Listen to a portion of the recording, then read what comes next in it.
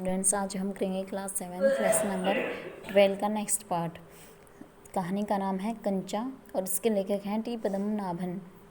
बेटा, इसमें जैसा कि आपने देखा था, अप्पू नाम का एक बच्चा है और वो मतलब जैसे बच्चे अपनी कल्पनाओं में खोए रहते हैं, ऐसे ही वो अपनी कल्पनाओं में खोया रहता है। और उसको एक दुकान के ऊपर कांच का जार दिखाई देता है और उसमें कंचे दिखाई देते हैं। ऐसी चीज़ें उसने पहली बार देखी थी। देखो बेटा, आगे लोहे का एक बड़ा कांच का जार, उसमें हरी लकीर वाले सफ़ेद गोल कंचे, बड़े आंवले जैसे। जॉर्ज सब अच्छा होकर आ जाएगा तब उससे कहेगा। उस समय जॉर्ज कितना खुश होगा। सिर्फ वे दोनों खेलेंगे और किसी को साथ नहीं खेलने देंगे। उसके चेहरे पर चौक का टुकड़ा आ गिरा। यानी जो क्लास के मास्टर थे बेटा, वो लेसन पढ़ा रहे थे रेलगाड़ी का, तो उन्होंने उसके हाव भाव देखकर उसको पहचान लिया कि इसका ध्यान नहीं है, इसलिए उन्होंने चौक का टुकड़ा उसके ऊपर गिराया। अनुभव के कारण वह उठकर खड़ा हो गया। मतलब जैसे ही उसके ऊपर चौक का टुकड़ा गिरा, उसको फील हुआ कि मुझे कुछ लगा, इसलिए वो खड़ा हो गया। मास्टर जी गुस्से में, अरे तू उधर क्या कर रहा है? उसका दम घुट रहा था। बोल। वह खामोश खड़ा रहा। क्या नहीं बोलेगा? वे अप्पू के पास पहुँचे। सारी क्लास सांस रोके हुए उसी तरफ देख रही थी। उसकी घबराहट बढ़ गई। मैं अभी किसके बारे में बता रहा था? यह अध्यापक बोलता बेटा। क्रमठ मास्टर जी उस लड़के का चेहरा देखकर समझ गए कि उसके मन में और कुछ है। शायद उसने पाठ पर ध्यान भी दिया भी हो। अगर दिया है तो उसका जवाब उसके मन में बाहर ले आना है। इसी में उनकी सफलता है। हाँ हाँ बता, डरना मत। मास्टर जी ने देखा, अप्पू की जबान पर जवाब था हाँ हाँ। वह कांपते हुए बोला, कंचा कंचा। वे शक पका गई, यानी हैरान हो गए। कक्षा में भूचाल आ गया। Stand up. मास्टर साहब की आंखों में चिंगारियां सुलग रही थी बेटा। उनकी आंखों में गुस्सा भरा हुआ था। अप्पू रोता हुआ बेंच पर चढ़ा। पड़ोसी कक्षा की टीचर ने दरवाजे से झांक कर देखा, फिर सम्मिलित हंसी। यानी जो सब बच्चे हंस रहे थे उनके साथ वो भी हंसने लगी। रोकने की पूरी कोशिश करने पर भी वह अपना दुख नहीं रोक सका। शुभकता रहा। रोते रोते उसका दुख बढ़ता ही गया। सब उसकी तरफ देख देख कर उसकी हंसी उड़ा रहे हैं। रामन, मलिका, शब, यानी बेटा ये बच्चों के नाम हैं कुछ। बेंच पर खड़े खड़े उसने सोचा, दिखा दूँ सबको, जॉर्ज को आने दो। यानी सबको मैं दिखा दूंगा जब जॉर्ज आएगा। जॉर्ज जब आए, जॉर्ज के आने पर वह कंचे खरीदेगा। इनमें से किसी को खेलने नहीं बुलाएगा। कंचे को देख ये ललचाएंगे। इतना खूबसूरत कंचा है, हरी लकीर वाले सफ़ेद गोल कंचे, बड़े आंवले जैसे। तब शक हुआ, कंचा मिले कैसे? क्या मांगने पर दुकानदार देगा? जॉर्ज साथ लेकर पूछे तो नहीं दे तो? बेटा, उसका जो मन है वो अब भी काल्पनिक कथाओं में खोया हुआ है। उसने वो कंचे देखे हैं और वो उसी कंचाओं में खोया हुआ है।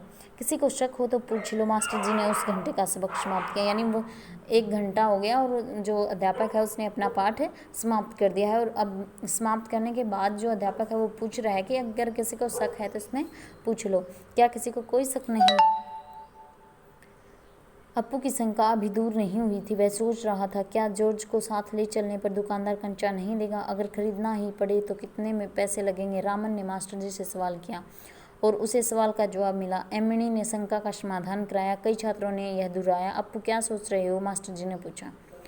पूछ लो ने, शंका क्या है? शंका जरूर है। क्या जॉर्ज को साथ ले चलने पर दुकानदार कंचे देगा? नहीं तो कितने पैसे लगेंगे? क्या 5 पैसे में मिलेगा? 10 पैसे में? क्या सोच रहे हो? पैसे क्या? कितने पैसे चाहिए? किसके लिए? वह कुछ नहीं बोला। हरी लकीर वाले सफ़ेद गोल कंचे उसके सामने से फिसलते गए। मास्टर जी ने पूछा, क्या रेलगाड़ी के लिए? उसने सिर हिलाया। बेवकूफ़, रेलगाड़ी को पैसे से खरीद नहीं सकते। अगर मिले तो उसे लेकर क्या करेगा? बेटा, अध्यापक को पता नहीं वो कहाँ खोया हुआ है। अध्यापक उससे पूछता है, वो आंसर देता रहता है कि उसको पैसे चाहिए।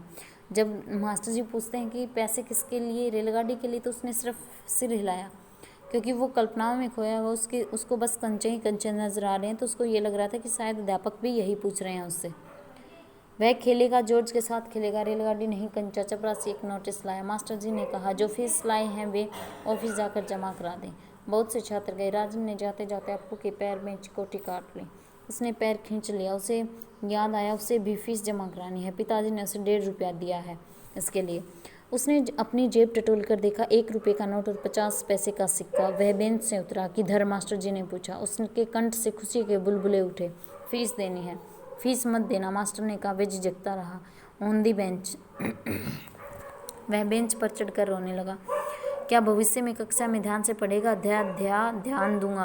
वह दफ्तर गया। दफ्तर में बड़ी भीड़ थी। बच्चों, एक एक करके आओ, क्लर्क बाबू बता रहे थे। पहले मैं आया हूँ, मैं ही आया हूँ। बेटा, ये बच्चे बोल रहे हैं आपस में, मेरे बाकी पैसे। इस शोरगुल से अप्पू दूर खड़ा था। शोरगुल बेटा, जो ये शोर शराबा हो रहा था, इससे दूर खड़ा है वो। रामन ने फीस जमा की, मलिका ने जमा की। अब थोड़े से लड़के ही बचे हैं। वह सोच रहा था, जॉर्ज को साथ लेकर चलूं तो देगा न, शायद दे, नहीं तो कितने पैसे लगेंगे, 5 पैसे, 10 पैसे। हरी लकीर वाले गोल सफ़ेद कंचे। बेटा, उसको सिर्फ कंचे ही कंचे नज़र आ रहे हैं हर जगह। हरी लकीर वाले गोल सफ़ेद कंचे। घंटी बजने पर फीस जमा किए हुए सभी बच्चे उधर से चले।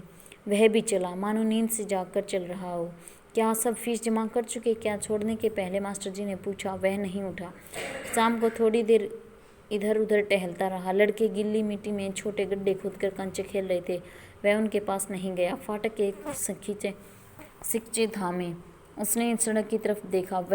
वहाँ उस मोड़ पर दुकान है। दुकान में अलमारी, बाहर खड़े खड़े चूसकेगा। अलमारी में शीशे के जार हैं, उनमें एक जार में पूरा बस्ता कंधे पर लटकाए वह चलने लगा। दुकान नज़दीक आ रही थी। उसकी चाल की तेज़ी बढ़ी। वह अलमारी के सामने खड़ा हो गया। दुकानदार हंसा। उसे मालूम हुआ कि दुकानदार उसके इंतजार में है। वह भी हंसा। कंचा चाहिए ना? उसने सिर हिलाया। दुकानदार जार का ढक्कन जब खोलने लगा तब अप्पू ने पूछा, अच्छे कंचे हैं ना? बेटा, बाकी पार्ट नेक्स्ट वीडियो में करेंगे। Thank you.